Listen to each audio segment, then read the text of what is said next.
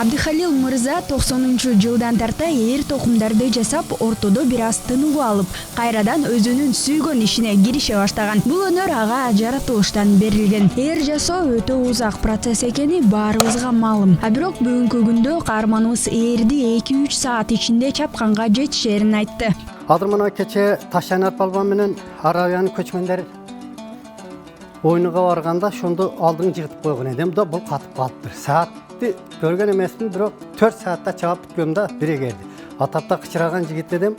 Азыр деле мына электрический ара менен алып ташасам болот, бирок бул материал куруп калыптыр да. Ошентип азыр мына баштадык. Мына мектептерде окуганда алгебра, математика болобу, адабият болобу, адамдар жасса мен сүрөт тартып отура берем да. Биягынан баштайм дагы, арт жагынан сүрөттү. Эки парак жазылгыча арт жагынан уже сүрөт менен ортого жетип барат да.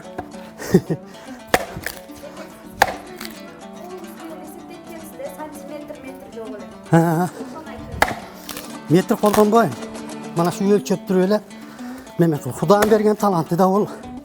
Ээр катуу жана сапаттуу болуш үчүн ишти алгач жыгач тандоодон башташ керек. Кыйылып келген жыгач нымдуулугун жогото электе ээрдин формасын чыгаруу алда канча жеңил болорун кошумчалады. Көк талдан кара талдан чабат экен, айылда кара тал жок экен. Болгондо да мындай аралап ташат экен да, ичиге чирип кетет экен да.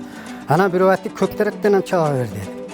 Көктеректен чапсам көктерек тап ташап келсе ийрейип кетет деди. Анан бир көрөйүнчү деп шонун бери көктерек менен чаап ушул көктеректен меме кылып жасап келет. Бул катык болот экен, куругандан кийин мык зор өтөт да. Азыр мына катпаганга байланыштуу сууду сээп, анан жибигиче өзүм кеп кеткенде ырыспайдын ырларынан ырдап калам да.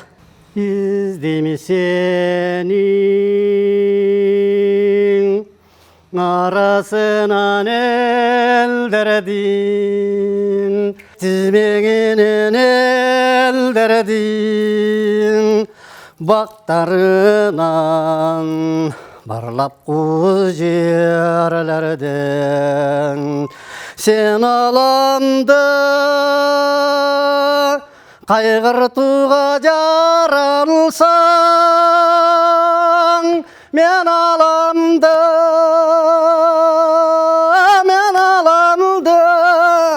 dayınsin dep kaygırtuğa kelgemin. Ana endi tayyor bolduk şeydi. O, mana. Абдыхалил уста өзүнүн ишинде өлчөөчү курал же калем колдонбойт. Менин эң жакшы куралым көз жана манжаларым дейт ал. Ар бир бурчун жана узундугун кол менен эле эсептейт. Анан мунун диагоналын мынандай формасын мынансам, мисалы үчүн мен метрде эле эсептебейм. Өзү художникмин да, сүрөттү атты дагы бир балаларды сүрөттөп тартып берем. Метр эсептебейм дагы мынандай эттирип эле кол менен эле өлчөп мына ушинтип алып келип.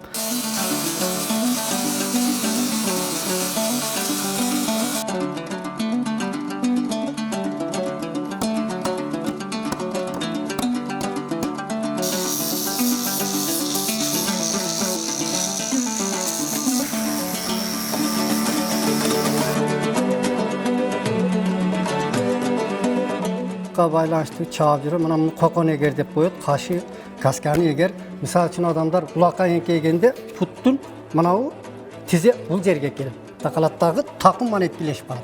Ошондо багы чабанда эки колдаптан нары улакка ташай берсе болот. Мына мисалы үчүн азыр мына чаптык кургагандан кийин алиф берем.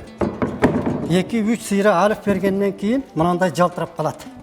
Алиф мына караңыздар, мына алиф болуп жалтырап турат. Анан кийин алиф кургандан кийин колго тармашпай турган болуп кургандан кийин анан сууга терини ташайм.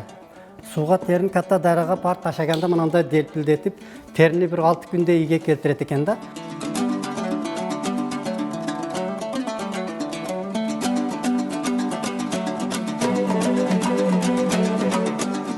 Мыктаганда мынандай терини жаткызып туруп, 2-3 жерде мыкты берип туруп, красканы берип туруп, ана раңды берип туруп, ана мыктайм. Анан жок, терини каптагандан кийин полну каптап туруп красканы берсе, адамдар айтат бул эскегер экен дейт. Мына краскалагандан кийин анан мынантип эгерди эме кылып туруп, анан мынандай дагы бир секрети бар. Бул токун эгер улак эгер мына урунтип эки жерден тешилет.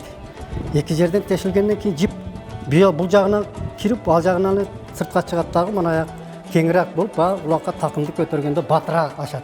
Каарманыбыз эрлерди тааныш билиштерге жана эрди саткан соодагерлерге буйрутма менен жасап берет. Ар бир кардардын өзүнүн шартына жана капчыгына жараша бааны коет. Буга чейин эр токумду $200 баштап $600 чейин саткан.